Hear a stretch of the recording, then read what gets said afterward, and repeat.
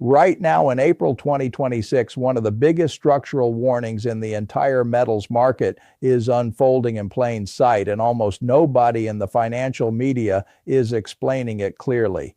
For every single ounce of physical silver that actually exists, there are said to be roughly 356 ounces of paper silver layered on top of it. And the institutions that are supposed to stand behind that system are being stress tested in real time.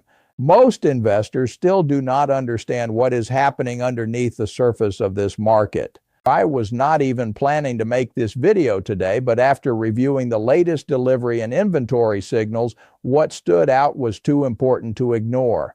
Because what is happening in silver right now is not just a silver story.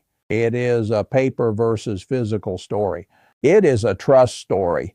It is a debt cycle story. And it fits directly into the kind of framework Ray Dalio has been warning about for years. By the end of this video, you will understand three things. First, what has been happening inside the COMEX with the specific numbers major market participants are watching while most headlines look the other way. Second, why this episode is structurally different from the 2021 silver squeeze, the 2011 spike, and the Hunt Brothers era.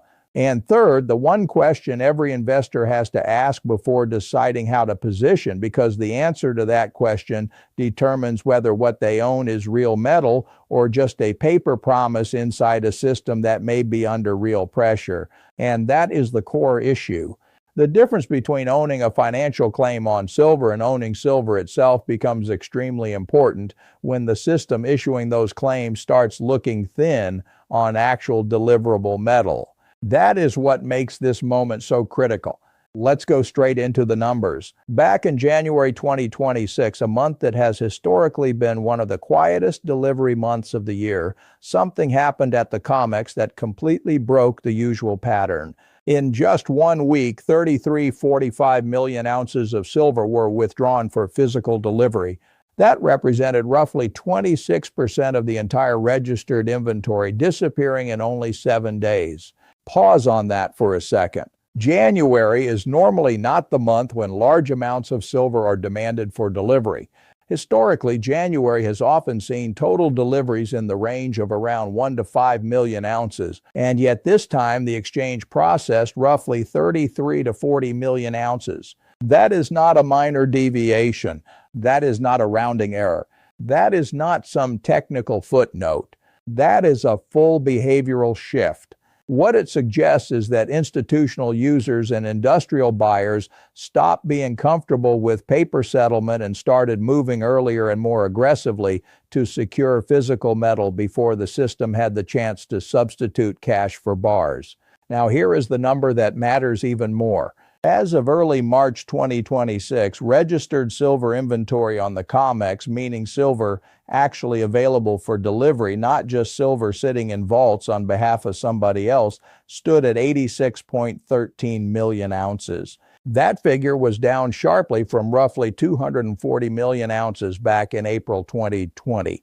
That is a decline of about 64.1% over 6 years. And against that shrinking pool of registered metal, more than 10,500 contracts were standing for March delivery, representing about 52.63 million ounces of demanded physical silver in a single delivery month. This is where the math starts becoming uncomfortable. Because if you put 52 million ounces of demanded silver against only 86 million ounces of registered inventory, right after February had already delivered around 25 million ounces in what was reportedly the highest February delivery volume in exchange history, then one of a few things has to happen. Either the exchange delivers the silver and burns through a huge portion of available inventory in a very short period of time, or the exchange settles more of that demand in cash instead of metal, which may be permitted under the rules, but would send a clear message to the market that paper silver and physical silver are not the same thing. or the exchange responds through rule changes, higher margin requirements, delivery restrictions, or emergency actions that have the effect of separating the paper market from the physical market in the minds of investors. None of those outcomes is comfortable for anyone holding silver exposure without really understanding what kind of silver exposure they actually own. And this is where the structure of the market matters. The silver market operates on a fractional reserve style logic. It is not identical to banking, but the comparison is useful. There are layers of claims resting on top of a smaller base of actual physical metal. At the COMEX, silver inventory is generally divided into two categories. Registered silver is technically deliverable. Eligible silver is metal stored in approved vaults, but not currently committed to delivery because it belongs to someone who has chosen not to make it available. That distinction matters because when delivery notices show up, registered inventory is the pool the market actually watches. And that pool has fallen dramatically from its 2020 level, while delivery demand has surged far above historical norms. Now zoom out beyond the exchange itself. Across the wider silver ecosystem, including futures, ETFs, and various derivative instruments, analysts have circulated estimates suggesting that paper claims may exceed physical silver by ratios as extreme as 356 to 1. In plain language, that means 1 ounce of real silver may have hundreds of ounces worth of paper claims layered on top of it. As long as claim holders do not all push toward physical delivery at the same time, that kind of system can keep functioning. But once demand for real bars starts rising too quickly, the weakness becomes visible. And once that weakness becomes visible, confidence can change faster than inventory can recover. That is why this is bigger than silver alone.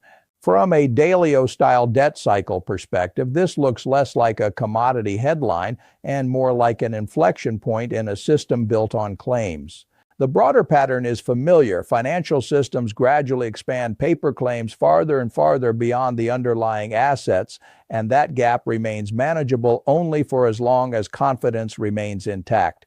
The break does not usually happen all at once. It happens through stress events, delivery months, inventory shocks, rate spikes, settlement pressures, moments when the market suddenly remembers that a claim and the thing itself are not always the same. This silver episode fits that pattern.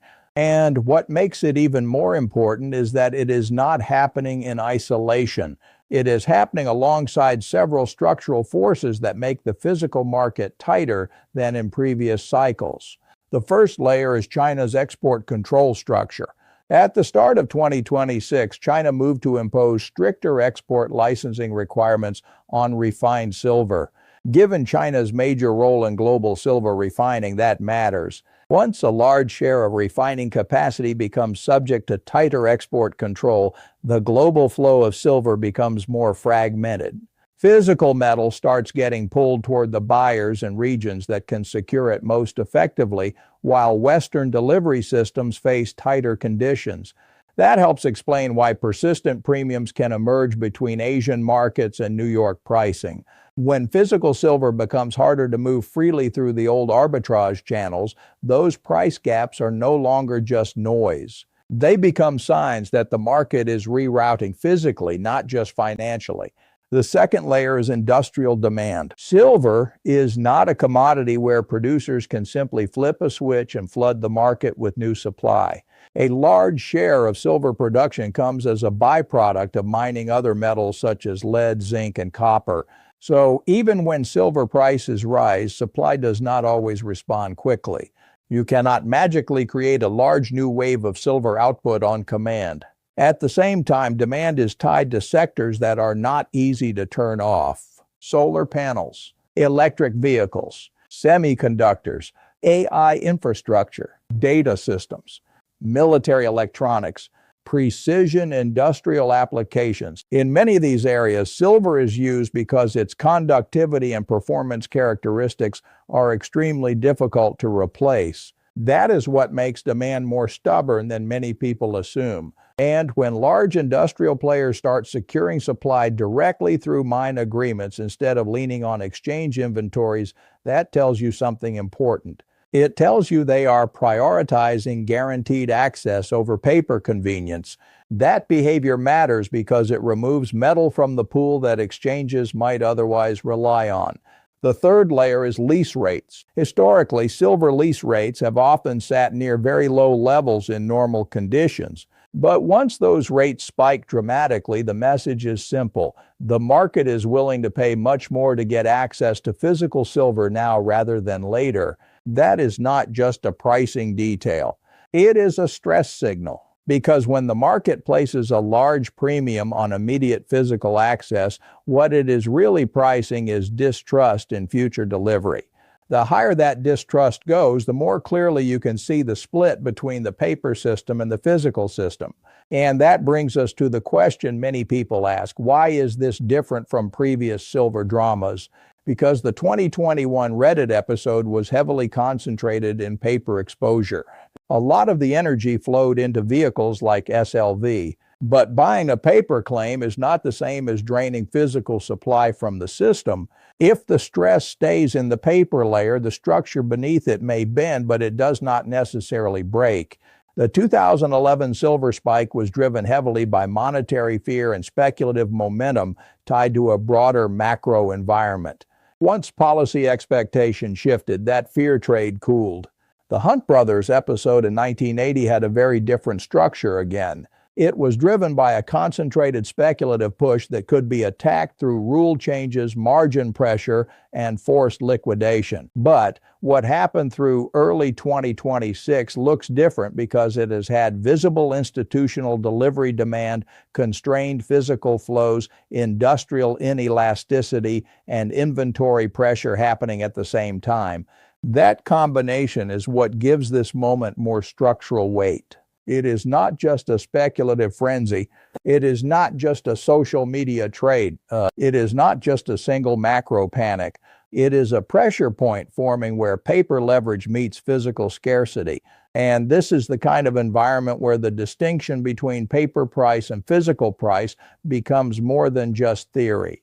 If the market reaches the point where paper claims have to reconcile with physical reality, the repricing can be violent. Not because everyone suddenly becomes bullish at once, but because the market has to discover what physical silver is actually worth when confidence in easy paper settlement weakens. That does not automatically mean every dramatic silver target becomes reality. But it does mean old assumptions about smooth conversion between paper exposure and real metal become less reliable. And that is exactly why investors need to understand what they own. If someone owns SLV, they own exposure to the price of silver through a financial structure, but not a retail right to redeem physical bars. In normal market conditions, many investors treat that as good enough. But in a real delivery stress event, the distinction becomes more important. If someone owns PSLV, the structure is different. The exposure is tied more directly to allocated physical silver with a different custody and redemption setup. That matters in a period when investors are increasingly focused on whether the silver behind the claim is actually accessible. If someone owns mining stocks, that is another category altogether. Mining stocks can provide leverage upside to rise in silver prices, but they also carry operational risk, permitting risk, labor risk, geopolitical risk, and the simple reality that many silver miners are not pure silver plays. And if someone owns no silver at all, there is still a larger lesson here. Because the most important question is not only where silver goes next. The deeper question is this: what does it mean when a major exchange sees registered inventory collapse, delivery pressure rise, physical premiums open across regions, and confidence begins shifting away from paper settlement toward direct possession? That is not just a metals question. That is a financial system question. And it is why the market is watching a few simple indicators so closely. Registered inventory, lease rates, regional physical premiums. These are the signals that often reveal stress before the headlines catch up. Now, it is true that silver experienced a dramatic surge earlier in 2026 and then pulled back sharply after emergency margin actions hit leverage participants. But even when price comes down, that does not automatically mean the underlying structure is healed. A pullback can flush leverage without solving the deeper supply and delivery issue.